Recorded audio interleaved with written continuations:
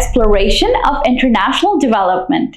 Today we are putting on our merchant hats and diving into the complex relationship between trade and development.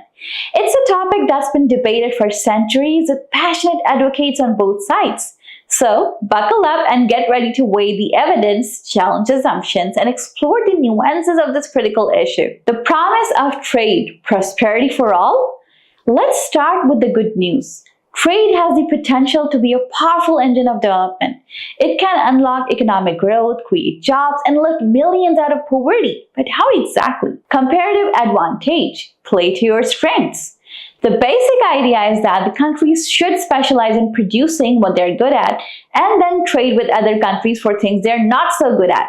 This allows everyone to benefit from their unique skills and resources, leading to increased efficiency and overall economic growth. Economies of scale. When countries trade with each other, they can produce goods and services on a larger scale, which often leads to lower costs and greater efficiency. This means that consumers can get more bang for their buck and businesses can become more competitive. Technology transfer and innovation. Trade can also facilitate the flow of ideas, knowledge, and technology across borders.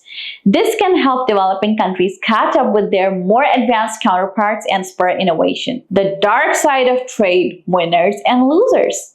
But before we start celebrating, we need to acknowledge that trade isn't always a fairy tale. There are some serious downsides and potential pitfalls. The inequality trap. Trade can exacerbate inequality both within and between countries.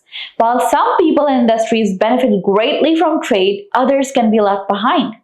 Think of farmers in developing countries who can't compete with subsidized agricultural products from wealthy nations, or factory workers who lose their jobs when production moves overseas. The race to the bottom. In a globalized world, countries often compete to attract foreign investment by offering the lowest wages, weakest environmental regulations, and most lenient tax policies.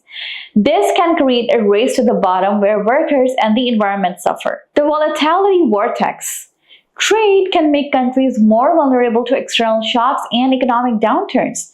A sudden drop in commodity prices or a financial crisis in another country can have devastating effects on a developing economy that's heavily reliant on exports. Trade policies, tools for good or ill. Governments have a big role to play in shaping the impact of trade on development. They can use trade policies to protect their domestic industries, promote exports, or attract foreign investment. But these policies can also have unintended consequences and create winners and losers. Tariffs and subsidies. These can be used to protect domestic industries from foreign competition, but they can also raise prices for consumers and distort markets. Free trade agreements. These agreements can lower trade barriers and boost economic growth, but they can also disadvantage smaller businesses and lead to job losses in certain sectors. Fair trade. This movement promotes ethical sourcing and fair price for producers in developing countries, but it can also be difficult to implement and enforce. The relationship between trade and development is complex, multifaceted, and often contentious.